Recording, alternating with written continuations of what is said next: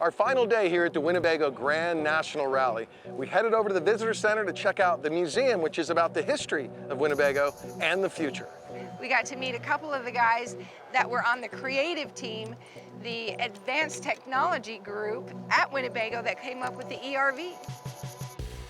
So I'm the director of our Advanced Technology Group, which is an enterprise group for Winnebago Industries. So we work with not only Winnebago Motorized, but we work with all the other brands of Winnebago Industries. The project started back in 2019, based a lot off of our work that we had done in specialty vehicles, and we wanted to take that next step into the RV space. Everybody is starting to make that migration toward electrification, and we'll start seeing that in more applications that we can build RVs on.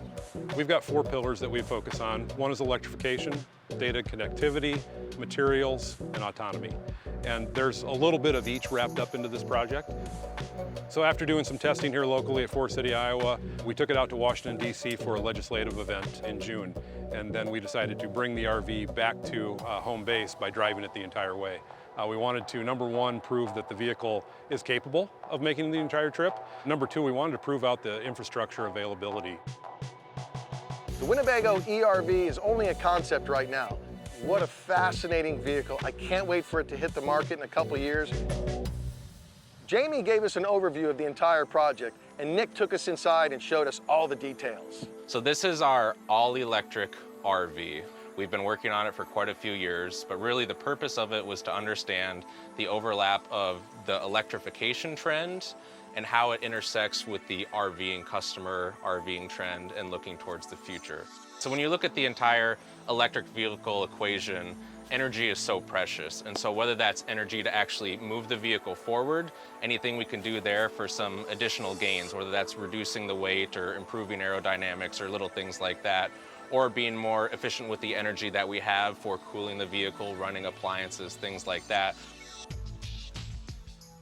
This vehicle has 2 large lithium batteries underneath. They're tied together, so we've got 86 kilowatt hours of energy. The main focus of that energy is to move the vehicle forward, but we do also run our air conditioner, our water heater, and our inverter off of it. Now there's also another job of that battery, and that's to charge the 12-volt battery that is also part of this system. And that's how we run our vent fans, our lights, refrigerator, a lot of the traditional RV appliances. But at the end of the day, all of the energy is coming from that main large set of batteries. When we started the project, we wanted to be very mindful of not eroding the existing experience at all. So this has a shower, a toilet, water tanks, a fridge, a sink, induction cooktop, microwave. You've got everything that you're typically used to in a traditional RV. Now, the part of the equation that people sometimes tend to overlook is essentially every campground is also a charging network. Now, granted, it'll take a little bit longer to charge there, but you can plug into a 50 amp to a 30 amp and you'll charge overnight. One of the things that I guess I get concerned about with an electric vehicle is where you're going to plug in. It was very cool to know that you could go and camp and plug in at any traditional RV camp. The beauty is the campgrounds are already set up for that, because when you're plugged in and charging in this, you're using just as much, if not a little less energy than a Class A running all the air conditioners. So with Winnebago Industries, we always kind of like to be in front of everything, or at least see what's coming so we can be ready when the time comes. It's electric camping. I think it would be something that we should try. I think we would like it. We love being outside when we camp. The smaller space is not scary because they've thought of every way to use your storage. It's an economy of space. I love it. Ladies and gentlemen, Hotel California.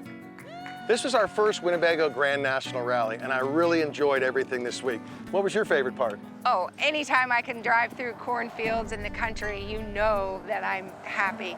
But really coming to the Winnebago factory and seeing where our RV is made and meeting the people and all the other owners, this was really a treat. I learned a lot this week. I'm not sure what my favorite part was because it was all a lot of fun.